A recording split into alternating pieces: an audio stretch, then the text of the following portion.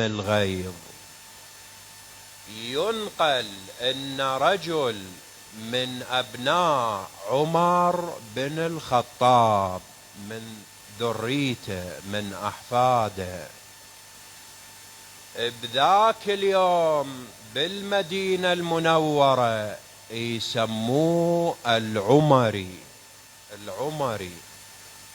العمري هواي كان يؤذي الإمام الكاظم عليه السلام، ومن هذا الأذى إمامنا الكاظم هو ومجموعة من أصحابه.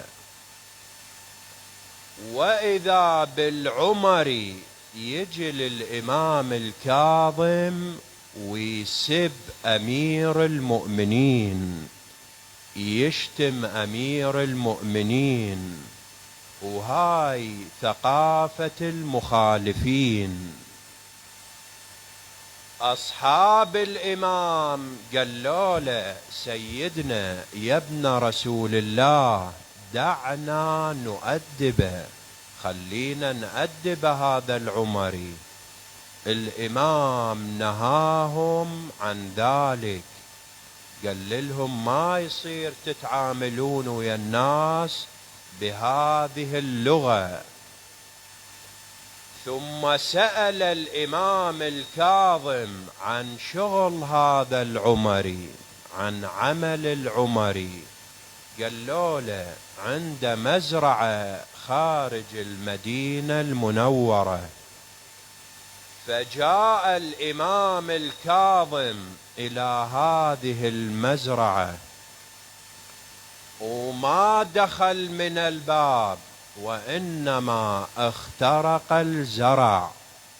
العمري واقف وشاف الإمام، قال له: لا تطأ زرعنا، لا تطأ زرعنا. الإمام مستمر بمسيره إلى أن وصل إليه. لما وصل إليه أولا سلم عليه، ثانيا تبسم بوجهه، ثالثا تكلم معه بناعم القول، يعني بكلمات هادئة. قال له: كم تضررت بزرعك؟ هذا الزرع اللي مشيت عليه ايش قد الضرر مالته؟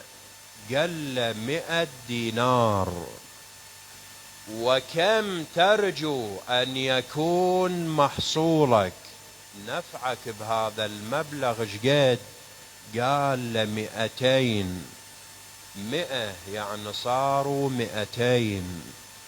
فأعطاه الإمام 300 دينار، أخذها العمري وهو شاكر للإمام، وهو ممتن للإمام.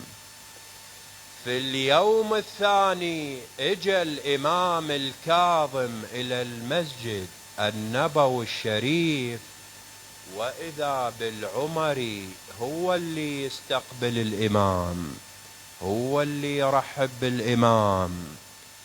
أصحاب الإمام اللي أمس يقولون له دعنا نؤدبه تعجبوا، صاروا في حالة من الاستغراب. في يوم أمس يتعامل شكل، اليوم معاملة شكل آخر. سألوا الإمام: ايش سويت لهذا العمري؟ أخبرهم بما فعل يوم أمس، وأمرهم بمداراة الناس، أمرهم بالاهتمام بالناس، لأن رسول الله يقول: أمرت بمداراة الناس كما أمرت بتبليغ الرسالة. قالوا له: ولماذا تفعل هذا العمل يا ابن رسول الله؟ ليش هيش تعمل؟